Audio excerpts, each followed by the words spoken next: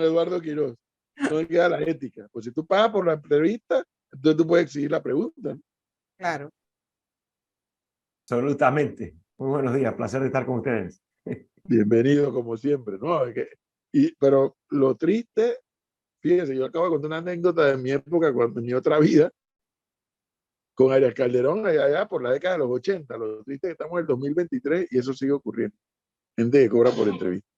Si tú pagas por una entrevista, entonces tú tienes derecho a decir, no me preguntas de esto, yo te respondo esto y tú no me dices más nada. No, eso no puede ser. Don Eduardo Quiroz, entonces, desacato. Muy buenos días. Placer de estar con ustedes. La verdad es que interesante el tema que estaban comentando, porque es lo fundamental de lo que planteamos, ¿no? La ética en la política, la moralidad en la política, los valores. Hay cosas a las que uno no tiene que recurrir a un asesor o a un equipo, uno tiene que saber inmediatamente cómo reaccionar, y esa es una de ellas, ¿no? El valor de la libertad de expresión, del derecho de acceso a la información de los ciudadanos.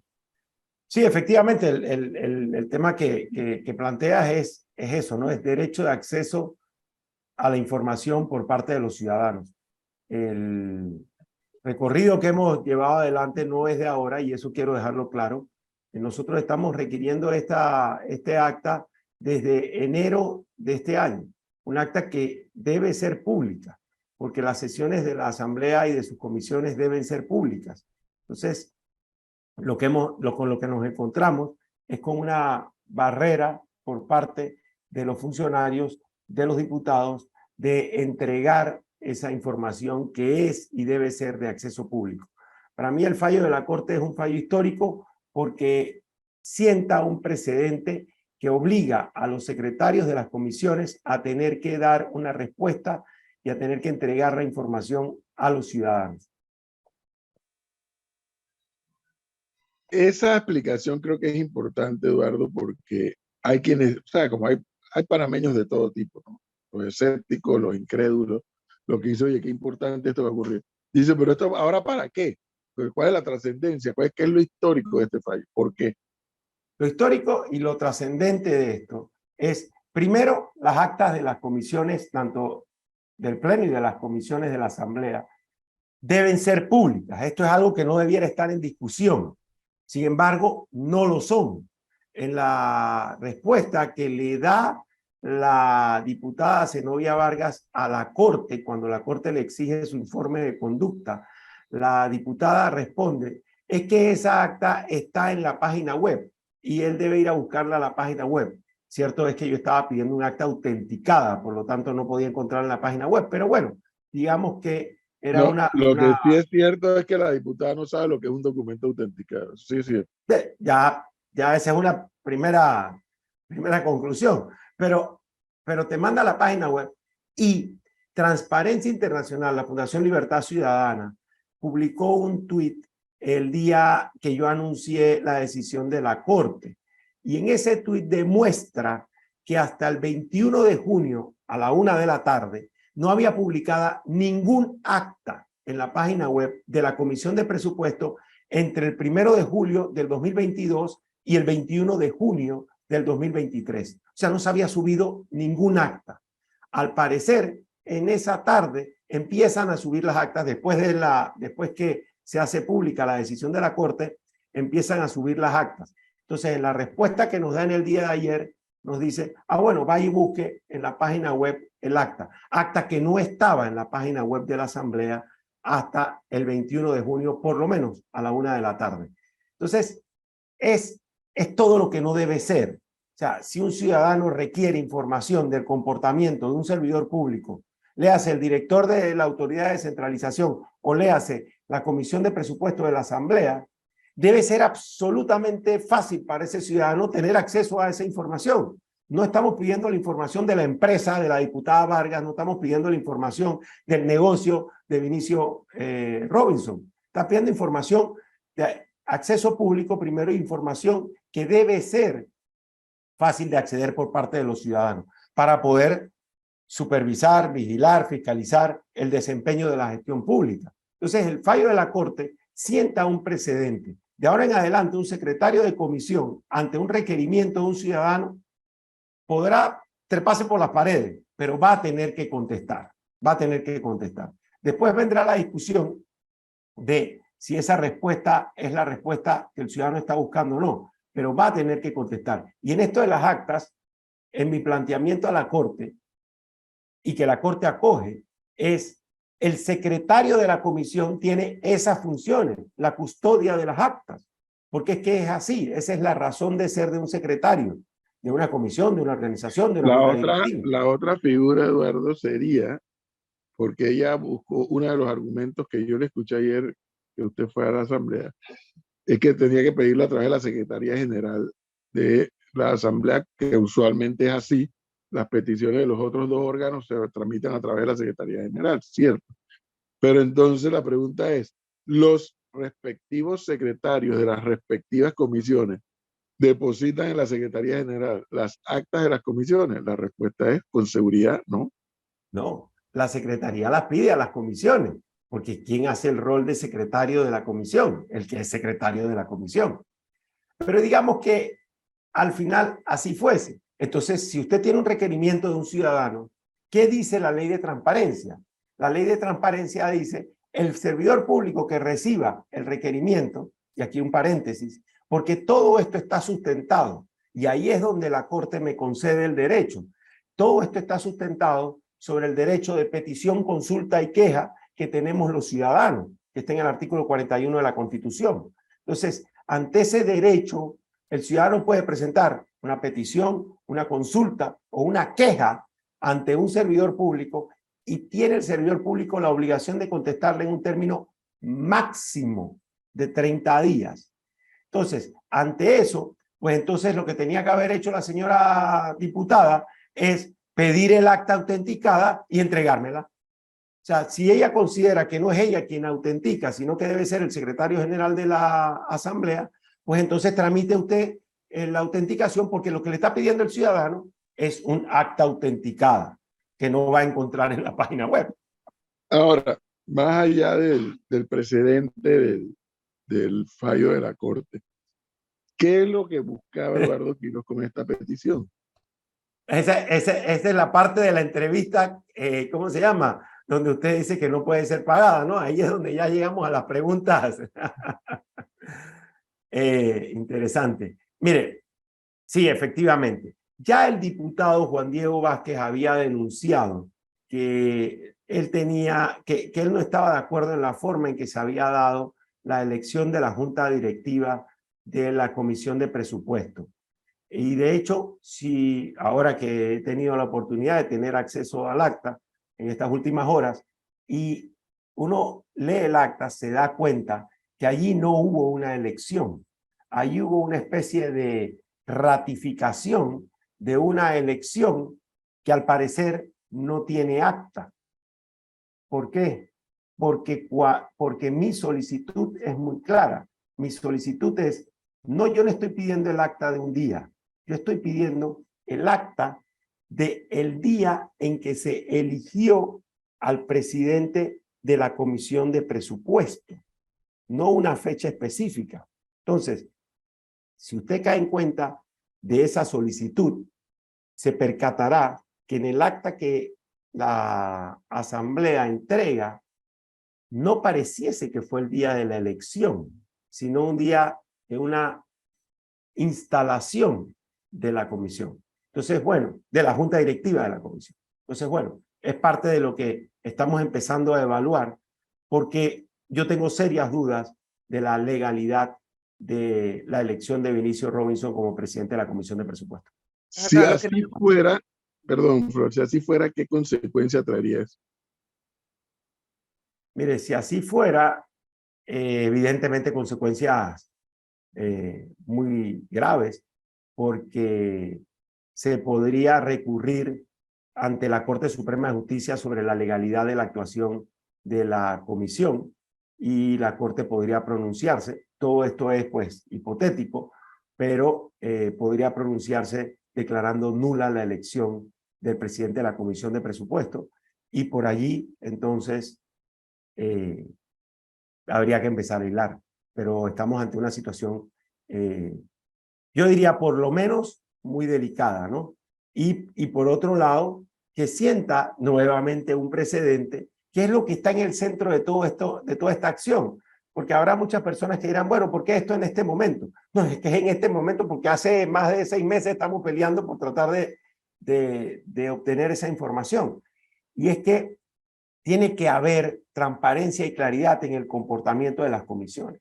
Cada vez más las comisiones de la Asamblea, y sobre todo en el último lustro, han empezado a actuar de una manera completamente arbitraria, sin ningún tipo de supervisión. No suben las actas.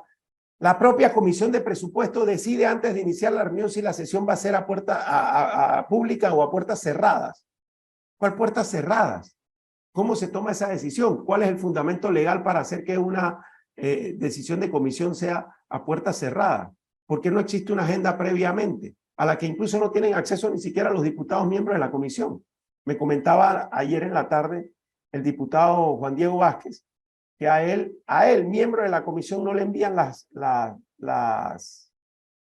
agendas de la comisión. Yo le pregunto a usted que tiene experiencia en el Parlamento, ¿cómo hace un diputado para hacer bien su gestión, para prepararse, para documentarse, para hacerlo de manera eficiente, si no tiene acceso de qué se va a discutir en la comisión o en el pleno? Cuando incluso el propio reglamento establece que no puede haber un debate o 2 debates el mismo día, es porque el diputado tiene derecho a prepararse. Que nuestros diputados no se preparan y que esos diputados que están ahí no leen ni siquiera lo que le ponen enfrente, eso es otra cosa. Pero el que lo quiere hacer bien, ¿cómo lo hace? Dicho sea de paso, ayer me comentó también el diputado Vázquez que él, miembro de la Comisión de Presupuesto, no había tenido acceso hasta ayer de esa acta que yo estaba requiriendo. Eduardo, esto que usted está mencionando como periodista que ha cubierto la Asamblea lo he podido ver en torno a que hay diputados que desconocen que un proyecto no se puede discutir 2 veces un mismo día, o cuánto tiempo tiene que pasar para llevar un debate, o cuántas personas tienen que haber para poder llevar una votación a cabo. Pero esto que pasa en la Comisión de Presupuestos y esta acta que usted solicitó y este precedente que se da, aplica también para las otras comisiones, como lo dijo. ¿Qué reacciones ha tenido por parte, además del diputado Juan Diego Vázquez, de otros diputados o otras personas allegadas a la Asamblea que hayan hablado con usted sobre el tema? No, ninguno. Respuesta rápida y concreta.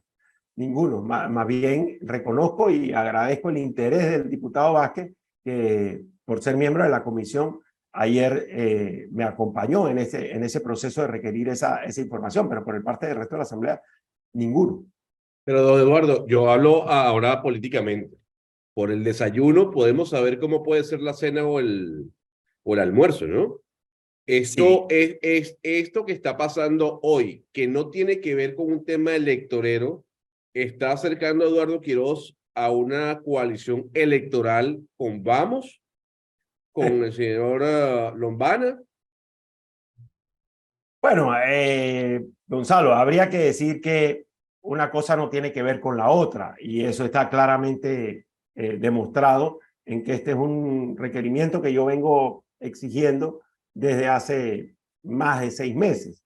Así que no habría relación directa. Claro, pero la coyuntura, yo sé que usted Claro. tiene años años no, tiempo con este requerimiento, pero que ahora, en tan poco tiempo, bueno, se le había sentado con Ricardo Lombana, con Juan Diego Vázquez, hablando, que aparezcan ustedes introduciendo una demanda, que el diputado lo esté apoyando.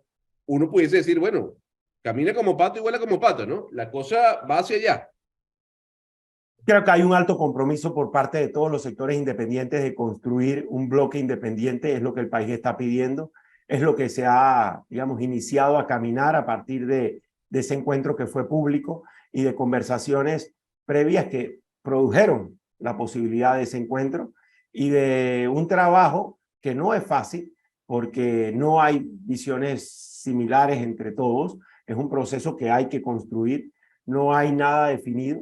Pero ciertamente sí, la respuesta sería sí, Gonzalo. Estamos en ese proceso, sobre todo en el entendimiento que es una gran responsabilidad, que es un compromiso que tenemos con el país y que es una exigencia que está haciendo la sociedad, de que los distintos sectores que están presentando una propuesta independiente tengan la capacidad de conversar y de presentar una propuesta unitaria ante la coyuntura electoral, que ciertamente tiene sus tiempos. No le pueden pedir a Eduardo Quiroz que antes del 30 de julio defina una posición, cuando yo he dicho, y lo reitero, esto no se acaba hasta que se acaba, y yo estoy en el esfuerzo de poder obtener la candidatura presidencial por la ruta de la libre postulación. Entonces, cada etapa tiene cada momento tiene su etapa y se van cumpliendo, pero sí, apuntas en la dirección correcta. Y todos estos pasos creo que sí evidentemente nos acercan, porque demuestran una serie de valores comunes, una serie de principios, de luchas, de objetivos comunes que van acercando esas diferentes visiones. Oiga, sobre el tema de la Comisión de Presupuesto, esto pudiera quedar solamente como un precedente, porque será difícil quizás echar para atrás todo lo actuado si se comprueba que realmente el señor Benicio Robinson fue elegido de forma incorrecta en los 2 últimos periodos. Igual que será difícil también que a él le pase algo o quienes estaban en esa comisión. Bueno, si hay un lugar donde impera la impunidad y donde impera el no pasa nada, es en la Asamblea de Diputados. Entonces, la respuesta sería sí, sería solamente un precedente, lo cual ya es un hito, lo cual ya enviaría un mensaje importante. Pero por otro lado, no sabemos, porque la Corte puede pronunciarse, y en ese pronunciamiento podría sentar también una nueva visión. Yo siempre recuerdo... Yo siempre referir, Eduardo, porque dice Flor, sería difícil. No, difícil no es. En otros países se ha ocurrido. En otros países están ordenados de echar edificios abajo porque no cumplieron con la norma. Pero en Panamá esas cosas son difíciles. Eso es así. Alguien me decía antes del día de ayer, en que finalmente y por insistencia obtuvimos el acta autenticada, porque queríamos una respuesta de la secretaria de la Comisión de Presupuesto, y esto hay que tenerlo claro. Me decía, Eduardo, pero no lo vas a conseguir, no lo vas a lograr, tal. Yo creo que el gran reto que tiene un ciudadano hoy en día que aspira a dirigir este país y a participar en política de una manera distinta es hacer que las instituciones funcionen. Ese es el reto. O sea, tú tienes que decirle al país, es que con estas instituciones podemos hacer los cambios y las transformaciones que queremos. Pero para eso tienes que entender cómo funciona el Estado, para eso tienes que entender cómo funcionan las instituciones. Sí, claro, yo conozco el reglamento de la Asamblea, lo conozco muy bien, conozco cómo funciona la hermenéutica parlamentaria, sé cómo meterme, sé también cómo recurrir ante la Corte. Entonces, es simplemente hacer que las instituciones funcionen. A veces las instituciones no funcionan y tú te estrellas. ¿Qué hubiese pasado si no te entregan nada? Pues entonces hubiese ido a la Corte con un desacato. ¿Y qué hubiese pasado si la Corte no te hace desacato? Hubiese presentado un requerimiento de impulso procesal, y tal vez hubiese conseguido que la Corte girase una orden y me hubiese ido a buscar un policía para ir para la Asamblea, y se hubiese generado un debate sobre la supuesta independencia. Pues no, en esto hay separación de poderes, pero no hay independencia de cumplimiento del requerimiento de lo que establece la Constitución. Cuando la Asamblea aprueba una ley y el Ejecutivo la sanciona, el órgano judicial la tiene que cumplir y aplicar. Cuando el órgano judicial dicta una sentencia, el órgano legislativo lo tiene que cumplir, la tiene que cumplir. Entonces, Flor, habrá que ver cuál es el giro que toma eso, pero la Corte podría pronunciarse sentando incluso un nuevo precedente sobre el impacto que tiene si se definiese que fue ilegítima o ilegal la elección del señor Robinson. Eduardo, me acaba de llegar, la acabo de ver, la glosa que sale en La Estrella de Panamá hoy, en La Llorona, que dice: Eduardo me manda a decir que, entre comillas, bajarse no está en su diccionario y que sigue buscando firmas porque esto no se acaba hasta que se acaba. Signos de exclamación, ataja, dice la glosa de La Llorona en el día de hoy. Sí, efectivamente, eso Gonzalo ya lo intuía y con buen tino lo preguntaba. Nuestra posición es muy clara. Hemos asumido este reto y lo hemos asumido hasta el último día. Y el último día, según el Código Electoral, es el 30 de julio, y ante la nueva definición que hizo el Tribunal Electoral, el Pleno, el 30 de julio a las 5 de la tarde. y nosotros vamos a remar porque el país tenga una propuesta realmente independiente, porque esta propuesta independiente reciba el respaldo de los ciudadanos para posicionarse entre los tres, porque esa propuesta independiente sea no solamente una propuesta diferente, sino que también termine de romper el esquema del juega vivo en la política. Yo lo he dicho aquí y en otras instancias reiteradamente. Para mí es un absurdo, es una aberración que el Tribunal Electoral haya permitido que miembros inscritos de partidos políticos estén corriendo como independientes. El propio magistrado Valdés Escoferi en una entrevista reciente dijo: lo primero que vamos a tener que corregir en las reformas electorales después de las elecciones del 24 es cerrar la puerta para que un miembro de partido político no pueda correr como independiente. O sea, que ya está reconociendo que evidentemente eso es una aberración. Bueno, yo no veo esa puerta abierta, yo creo que ha sido una mala interpretación, pero se ha permitido, y eso tenemos la posibilidad de romperlo los ciudadanos con el respaldo a esta candidatura. Bueno, ahí tenemos un debate, por un lado, político. No, pero Leonardo, yo no creo que Gonzalo escriba La Llorona. Yo no sé, pero después que Gonzalo dijo la No, información, ahí me llegó La Llorona de la Estrella. Yo no sé si habrá vinculación. No, para nada, yo espero que no. Vaya la pregunta para Gonzalo. Hay una cosa interesante, y bueno, desde el punto de vista periodístico, que también ya saben que me incumbe o me ha interesado, y es, ustedes también están siguiendo todo el debate sobre la descentralización paralela. Estemos claros que todos esos fondos transferidos por parte del Ministerio de Economía y Finanzas a las juntas comunales y consejos municipales pasaron por la Comisión de Presupuesto. Si ahora hay la posibilidad de abrir los libros, por decirlo de alguna manera, yo creo que puede venir por ahí un requerimiento para obtener más información sobre cómo se dieron esas aprobaciones, que ya de manera sorpresiva, el director de presupuesto de la Nación, director González del MEF, dijo que habían sido tramitados por solicitud de los miembros de la Comisión de Presupuesto. O sea, imagínense la puerta que se abre si podemos tener acceso a cómo se daban esas solicitudes. Porque ahí se sorprendería usted encontrándose tal vez con que un diputado de Colón está pidiendo que le transfieran fondos a un corregimiento de Los Santos. Pero eso no es nuevo, eso no es nuevo. No es nuevo, pero no lo hemos visto nunca.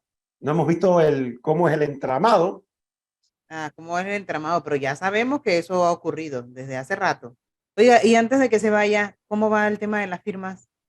Bien, seguimos en el quinto lugar peleando. Tenemos hasta el 30 de julio. Nuestra invitación y nuestra convocatoria a los ciudadanos es que pongamos un verdadero independiente ahí entre los tres, que subamos la vara de este proceso, y que en esa recolección de firmas o de apoyos aprovechemos todas las instancias y el tiempo que tenemos, y una de esas es poder acudir a nuestras redes sociales para ver cómo se puede hacer la firma, que es muy fácil a través de las herramientas tecnológicas que el tribunal otorga.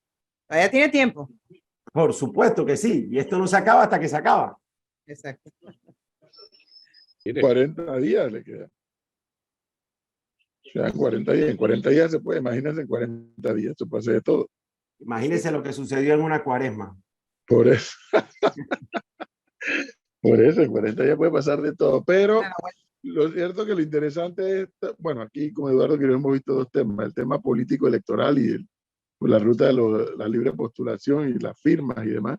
Pero por otro lado, y no digo que sea menos importante lo primero, pero a mí sí me interesa mucho conocer el avance del tema, porque lo hemos discutido aquí N veces.